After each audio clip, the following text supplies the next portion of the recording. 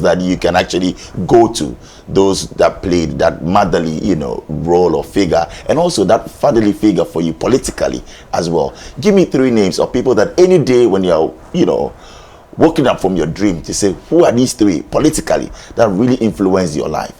These 3 will be who? Wow. The first obvious is the president. The president. No two ways about that. I mean, he is the man who gave me all the inspiration and all the mentorship and the strength, and in all humility and modesty. I mean, a lot of people don't know. I met the president when I was about 21 years. You met the president? Yes, when I was 21 years. Wow. I met the president in the circumstances. First of all, when I was in, I think, junior high school or so, I admired him. I admired him. And like many Ghanaians, young people, some people are crazy about Jerry Rawlings for no reason. They don't know him. They've probably never seen him before in the rest. For you, it was Nana Akufo-Addo. Nana Akufo-Addo. And I recall even in 1998 when he lost the primaries, I was broken.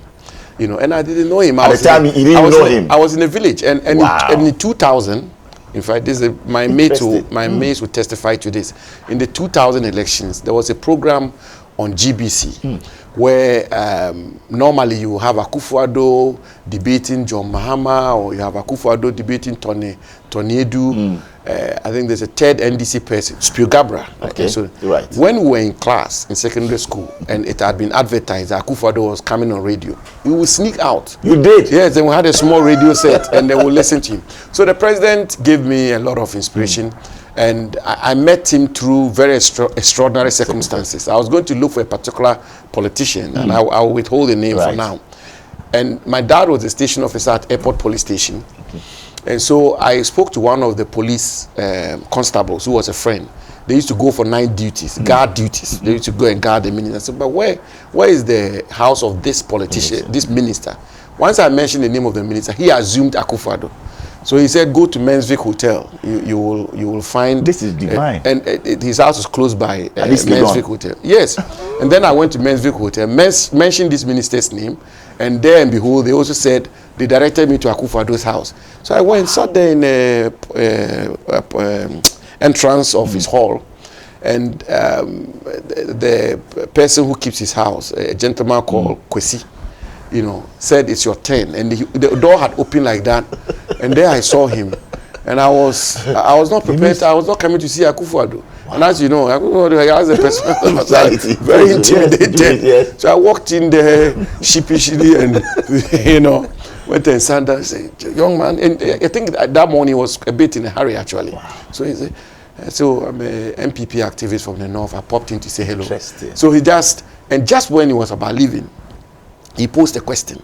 He said, what do I think about the upcoming succession in the party? And I said to him, it will be between you and one other candidate. So I mentioned another candidate. He said, why?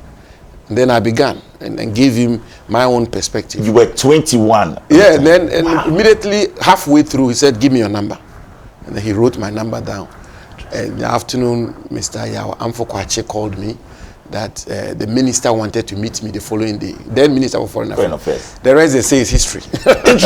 Interesting. Sam, so you believe in, God ruling in the affairs of men. You feel that this was divine. Here you were looking for another minister or another politician, and then you were led to Nana Akufo-Addo's house. Yes. And the rest they say is history. Indeed. Interesting. No regrets at all. So that will be his number one. I mean, the number one on your list for you. The other two will be? Well, the other two, if you are talking about people who have made an impact on me politically, right? I think President Kufuor is a very deep man.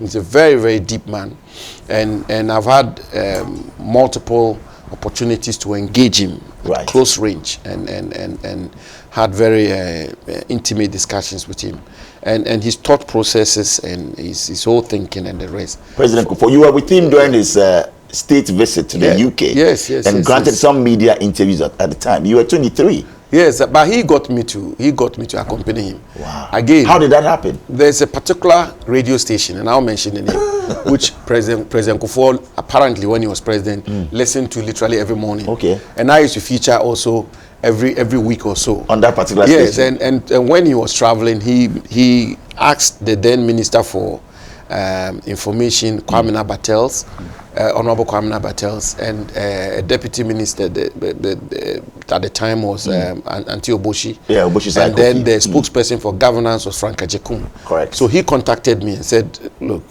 come over. Do you have a passport? I said, I have a passport. So the president wants you to accompany him to London and so on and so forth. And that's when I bumped into him actually when we were there in England.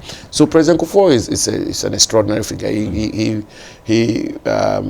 His impact on me, I would say, is extraordinary, and especially now, because when he was president, I didn't have any close relationship with him. Do you visit him from time to time? Oh, very often. Very often. Anytime I have an opportunity, I go visit him. Fantastic. Just to talk, because he's, you know, the perspectives he brings to bear and the guidance he gives, extraordinary. Phenomenal. The third person will be?